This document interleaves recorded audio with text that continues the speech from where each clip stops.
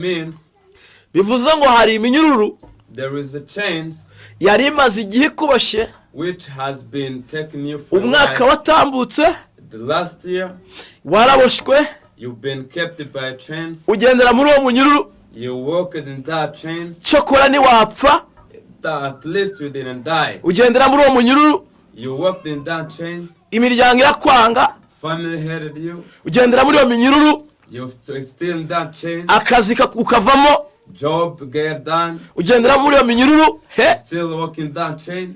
ugira divorce A divorce came to your life. Imana imanuye marayika ku buzima bwawe God is sending an angel to your life ngo abukureho iminyururu yari so kuziritse that he unleash all your chains with.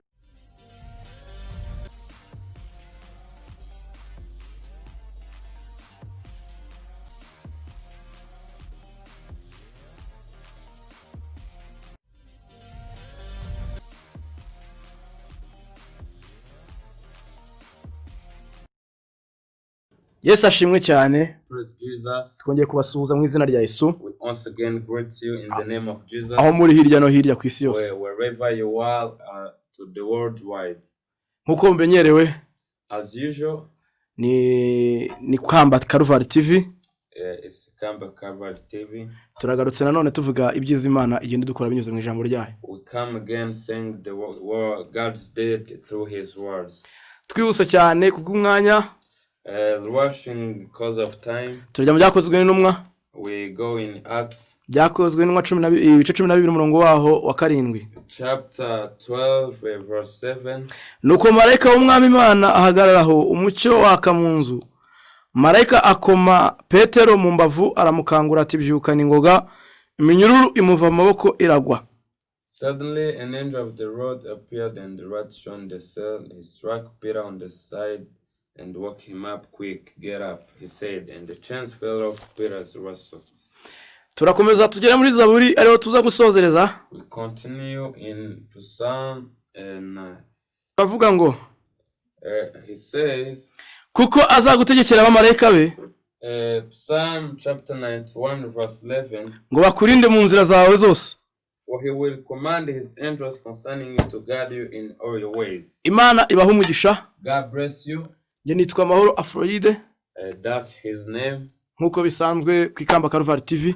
As usual on Ikamba Calvary TV. Agira tubanza dusenge mbere ko twumva ijambo ry'Imana. Let's first pray before we hear God's words. Mwami Yesu turagushimiye We thank you, Jesus, kubw'ijambo rya n'urukundo dukunda. for your words and love you love us. Uturemeye igitondo cy'umunsi wa none You create a blessing morning kugira ngo twongere twumve neza binyuze mu ijambo ryawe.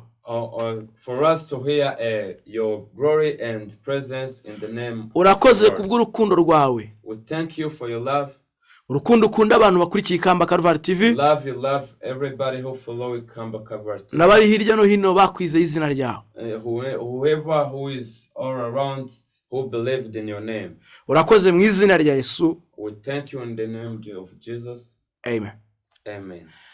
Imana ibaha umugisha mu izina rya Yesu. God bless in the name of Jesus. Dusomye ijambo ry'Imana We read the words of God mu byakozwe n'intumwa in Acts ibice 12 umurongo wa 7. chapter 12 verse 7.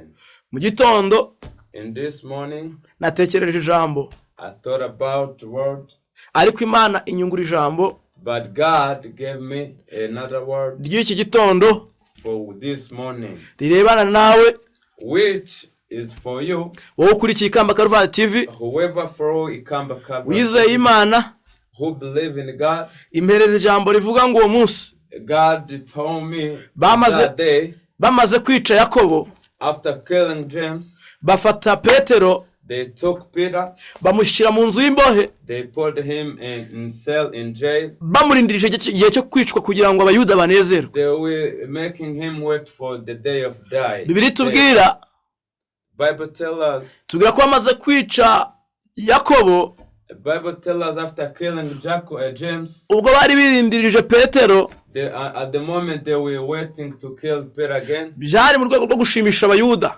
there was in time of praising Judas, batari bashyigikiye ibihagaze mu bwoko bw'Imana, which will against the people of God and things of God. nkuzaniye ijambo rivuga ngo I'm bringing you word says, ijoro cyangwa se igitondo cy'uyu munsi wa none, the night or the morning of this day, Satani yari azi ko iminyururu ikikuboshye, the devil was told that they will keep in your jail, yuko Imana imanuye marayika ku buzima bwawe, but God brings angel in your life. yuko Imana imanuye marayika ku buzima bwawe kugira ngo But God sent an angel to your life again, iminyururu ikuboshye ikuveho mu izina rya Yesu. that every chance on your life be unreached. nkuzaniye ijambo rivuga ngo I'm bringing word say, Yakobo yarapfuye James died, ariko Petero arasigaye. but there's still Peter. Oya, bakimara kumwica, After they killed him, Petero yagize kumva ko Imana nawe byanze, ahari amaboko yari amufashe ayafashe. Yakobo ari yafashe Petero, yamaze gucika intege, yumva ko nawe uko byagenze kuri mugenzi we ariko nawe bizamugendaho. Peter thought that God has given him away. He thought what happened to James still happens to him.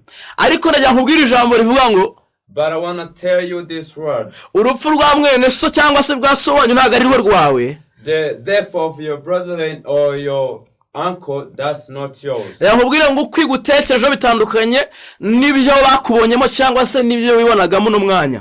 The way God is thinking about you is different from what people think about you or the times past or at the time right now. nkuzaniye ijambo rivuga ngo, I'm bringing word says, Imana imanuye marayika ku buzima bwawe God is sending an angel to your life, ngo agukureho iminyururu yari so kuziritse. that he unleash all your chains which are taking you. Ushobora kuba warazirikiwe mu kazi, At least they covered you through the udashobora gukora ngo utere intambwe. that you can never walk and prosper. Ushobora kuba warazirikiwe kuri divorce, You may be covered to divorce. ushobora kuba warazirikiwe ku rubyaro ntarwo ugira. You may be covered to the kids and children. Ariko ndagira nkubwire ijambo ry'uno munsi, But I want to tell you today, iminyururu yari imaze igihe ikuboshye, the chance which has taken you for a while, Imana imanuye marayika ku buzima bwawe mu izina rya God is Yesu, sending an angel to your life kugira ngo akubohore iyo migozi to make you free wari umaranye igihe.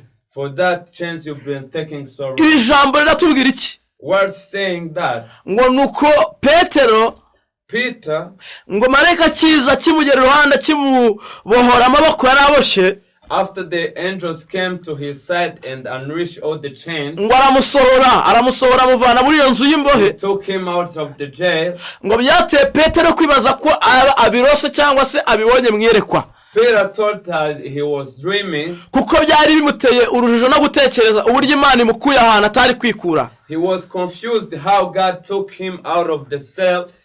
The prison could never take him Ndagira nkubwire out. ijambo muri uno munsi, I want to tell you these words. Imana igukuye ahantu utari kuzikura. God is taking you from the way you will never get off. Imana ikubohoye umugozi wari ukuboshye, God is unleashing the string that took you binyuze kuri marayika wayizanye ku buzima through bwawe, the angels of God, binyuze mu mbaraga zayo. through the power of God. Iri joro bari bazi ko ugiye guseberamo, This night they thought about you. You were about to be ashamed. niryo joro Imana izanyemo ubutabazi ku buzima bwawe. This is the night God is bringing the victory to your life. Satani yakuboheye aho ngaho mu rushako, The devil took you in that marriage. Satani yakuboheye mu burwayi maranye igihe. The devil took you in the illness that you've been taking so long. Ariko ijambo ritubwiye ko amaze kwica Yakobo, But the words of God tell us after killing James, agira ngo yiyongeze na Petero. he was thinking about taking Peter. Urakuraho Petero wishyireho izina ryawe, You're going to remove Peter and put your name. ry'uko igihe wari umaze After a while ago, umaranye igihe amakuba, with troubles and trial, wari umaze kwiciraho iteka, you were done corrupting and taking decisions not useful kubw'igihe umaze mu makuba. for the time you've been spending in troubles. Ndagira nkubwire ijambo ry'iki gitondo, I want to tell you words of God in this morning. rivuga ngo Imana imanuye marayika ku buzima bwawe, God is bringing angels to you. aje gukingura amarembo He comes to open the gates. utarabyara ugiye kubyara, Who you never give a bath, you're going to give a bath. wowe mu kazi birukanye ugiye kukabona, When you fired from a job, you're going to get another job. wowe wakoze divorce Imana igutekerejeho ije kuguhuza n'ibyawe, Who you did a divorce, God is coming to make you meet your person, your things, everything. binyuze mu ijambo ryayo Through God's word. ry'uko ari Imana That God is a God ibona aho bikomeye, who sees where is strong, ikamanura marayika wayo ku buzima bwawe. brings an angel to your life. Wowe udukurikiranye kuri Kamba Karuvari, Who following us on Kamba Calvary, uryamye mu bitaro who sleep in a hospital, cyangwa imiryango yarakwanze, whether family hated you, ndagira ngo nkubwire ijambo ry'iki gitondo. I want to tell you this morning, Uwiteka aje ku buzima bwawe, God is coming to your life. Imana imanuye marayika ku buzima bwawe. God is bringing an angel to your life. Oya, ndagira ngo nkubwire ngo urupfu yapfuyemo Yakobo ntabwo ari rwo uje gupfamo, kuko I want to tell you the way James died is not the way you're going to die. kuko imbere yawe Imana ihazanye umuyoboro utandukanye n'uwa Yakobo. Because in front of you, God is bringing a way which is different from Jacob. Ugiye kuvuga Imana bitandukanye, Yes, you're going to talk about God kuko Imana imanuye isezerano because God brings a promise ry'ubutabazi ku buzima bwawe. of victory. Ndagira ngo urebemo icyizere cy'iki gitondo, I want to make you believe in this morning kuko uhagaze mu buntu bw'Imana, because you stand in the grace of God. ukirengagiza ibibi biva kuri Satani. You didn't care about the things from the devil. Ndagira ngo nkubwire ijambo ry'iki gitondo aho uri hose, I want to tell words of God in this morning. rivuga ngo Imana irakuyoboye, yongeye kuyobora mu mucyo wayo, God wants you to go in His right igutumyeho marayika wayo when He sent His ngo angel. agusure aho uri mu bitaro, He's going to visit you in the hospital. ngo agusure aho urwariye, He's going to visit you where you're sick. agusure mu bugumba uhagazemo, He's going to visit you where you kuko ari umubyeyi mwiza, because He is a good parent. kubera ko Imana ari umubyeyi mwiza. Because God is a parent. Ijambo ritubwira iki? Words tell us. Ngo nuko Petero Peter, ngo agira ngo abirose mu nzozi, he thought about it. He was dreaming. agira ngo niyerekwa agize, And he thought he was a vision. hejuru y'uko Imana ikugiriye neza, After all, God is doing something good for your life. bazagira ngo urabirose, They're gonna think you're dreaming. nawe uzagira ngo ubibonye mu nzozi. And you're gonna think you're Hejuru dreaming. y'uko Imana iguhaye umugabo, After all, God is giving you a man. hejuru y'uko Imana iguhaye umugore, After all, God is giving you a wife. hejuru y'uko Imana iguhaye umwana, After God is giving you a baby. hejuru y'uko Imana iguhaye ubutabazi, After God is giving you a victory. imiryango ikugarutseho, When the family is coming back to you, uzagira ngo ubirose mu nzozi. you're gonna think you're dreaming. Haleluya, haleluya. Hallelujah. Imana kuko igutekerejeho After God is thinking about you muri iki gitondo, this morning, ndagira ngo ntuzabifate nk'inzozi, don't take it as a dream. kuko ari ivuganye nawe ngo Because it's God who is saying, Imana y'ubutabazi ku buzima bwawe. bringing a victory to your life. Haleluya. Hallelujah. Twihuse gatoya tusoza. Zaburi haravuga ngo, Rushing a little bit. Zaburi haravuga ngo igice cya 91 haravuga ngo ku murongo wa 10 haravuga ngo kuko azagutegekera abamarayika be For that he will command his angel ngo bakurinde mu nzira zawe zose, concerning you to guide you in all your ways. hejuru y'uko Petero Imana imutegekeye marayika After Peter, God commanded an angel kugira ngo amurinde mu nzira za gereza yari arimo, for that he protect him from the jail lines he has. mu gihe ubutabazi bugiye kuza ku buzima bwawe. When the help is coming to your life, Imana igutegekeye abamarayika bo kukurinda mu nzira zawe, he is commanding an angel to guide you. kugira ngo uzabashe guhagarara muri iryo yerekwa ryo kuvuga ngo ese ni njyewe. For that to stand in that revelation of saying, is that me? Hejuru y'uko Imana igukorera igitangaza, Above that he is doing something miracle. ariko uyu munsi uhagaze muri ibyo bibazo, Today when you stand in that trouble, Imana ikurindiye mu nzira zawe, God is guiding you in that way. ikurindiye muri iyo kredi, God is guiding you in that credit. ikurindiye muri ubwo burwayi, God is stand with you and protecting you in that illness. ikurindiye muri ayo makuba, He's covering you in that troubles kuko hari ikigutekerejeho. because God is thinking about you. Ndagira ngo ubwire ijambo rivuga ngo I want to tell this word of ngo God. Imana izakurinda mu nzira zawe zose, God will lead you in all ways. nubwo mu makuba when you're in trouble, hatabura abo kwiganyira. you never lose to the heart. I don't know how I can say this, but it's the way you feel down, you feel depressed. God is gonna live with you. Ariko itanze isezerano ry'uburinzi muri bibazo urimo. God is giving a promise to live with you. Kugeza igihe izakugirira neza. Until you're gonna do something good. Ntabwo uzabipfiramo. You're not gonna die in that. Kuko ari Uwiteka ugutekerejeho. Because it's Almighty who's thinking about you. Cyo kuba baramwishe Yakobo. I'm telling you, James died. Ariko Petero ntabwo azapfa. But Peter is not gonna die. Kuko hari Imana imutekerejeho. Because God is thinking about him. Wowe uri hirya no hino ku isi. Whoever who is everywhere in the world. Wowe ufite amakuba ku bibazo ubaranye iminsi ku giti cyawe. Whoever who have trouble, according to yourself. Ndakubwira ijambo rivuga ngo I'm telling you this word. Imana ikundiye muri ibyo bigeragezo. God is protecting you in that trouble. Ariko nyuma yabyo. After that. Ariko itanze isezerano. He's giving a promise. Ryuko nimara gukora ibyo wabonaga byanze. But after doing what you think that is impossible, God make it possible. Uzagira ngo birose mwiyerekwa. You're gonna think you're dreaming. Uzagira ngo ubibonye ari inzozi. You're gonna think you're watching that as a dream. Kubera ko Uwiteka ari kumwe nawe. Because God is with you. Ndagira nkubwire ngo Imana iri kumwe nawe. God is with you. Imana iragukunda. God loves you. Uri ukurikiranye Ikamba Calvary TV. Whoever following Ikamba Calvary TV. Imana itanze ijambo rivuga ngo ikurindiye mu bikugerageza urimo aka kanya. God gave a word saying that He's protecting you in everything that are suffering for you and making you sad, mad, everything. Kandi navuze ngo iminyururu ari kuboshye yose ikukuweho. And He says He can reach all the chains that takes your life. Cyakora uno mwanya ushobora kutabibona ku bibazo urimo.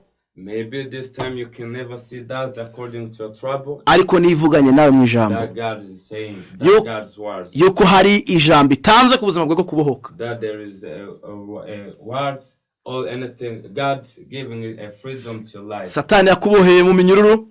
The devils took you in the chains. Urubyaro ruranga.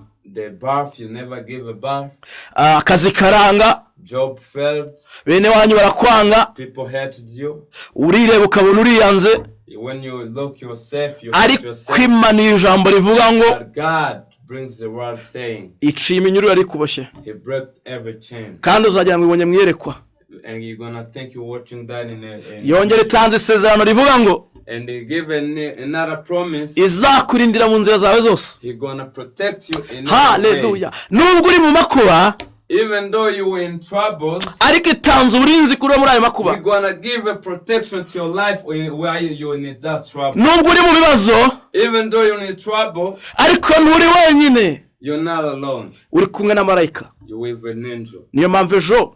That's why tomorrow itanze umuyoboro mwiza kuri wowe. He's giving a line to your life. Imana iguhe umugisha wowe. God bless you. Ukurikiranye Ikamba Calvary TV. Follow Ikamba Calvary TV. Nkuko dukomeje kubivuga. As we keep on saying that. Ko dukomeje kukwamamaza Yesu. As we keep on sharing. Uyu muntu ukurikiranye Ikamba Calvary TV.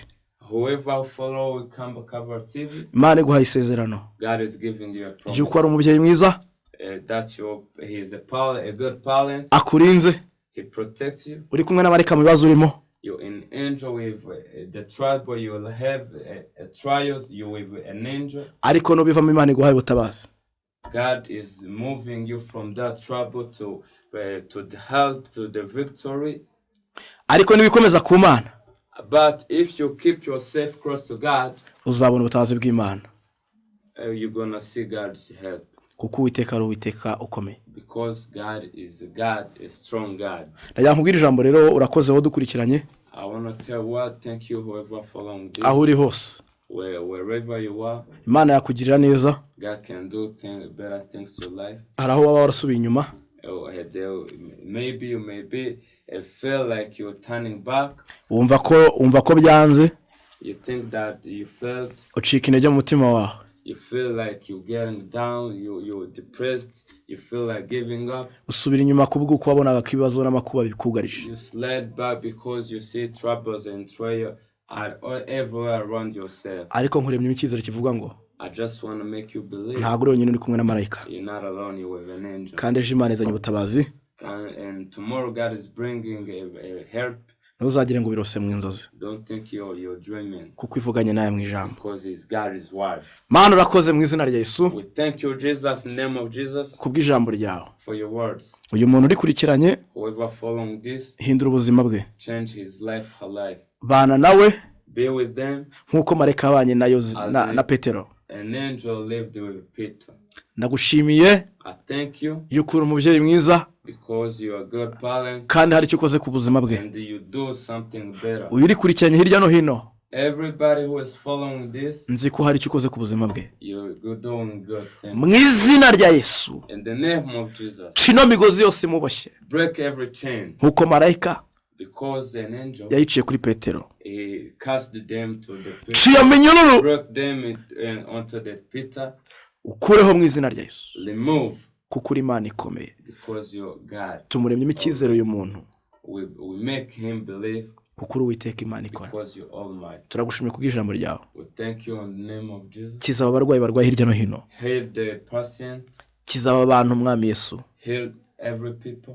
orosa ubatange ihumure kuko uri Imana ikora. Give hope because you're God of wonders, God of miracles. Igihugu cyose The world country, babona urukundo rwawe let them see your love. kandi twese hamwe As all of us, ko dutera imbere mu buryo bw'umubiri as we prosper in the flesh, ariko dutera imbere mu buryo bw'umwuka. let's prosper in the spirit. Urakoze Yesu Thank you, Jesus. mu izina rya Yesu Kristo, In the name of Jesus, amen. amen. Murakoze cyane, Imana ibahe umugisha. God bless you. Mana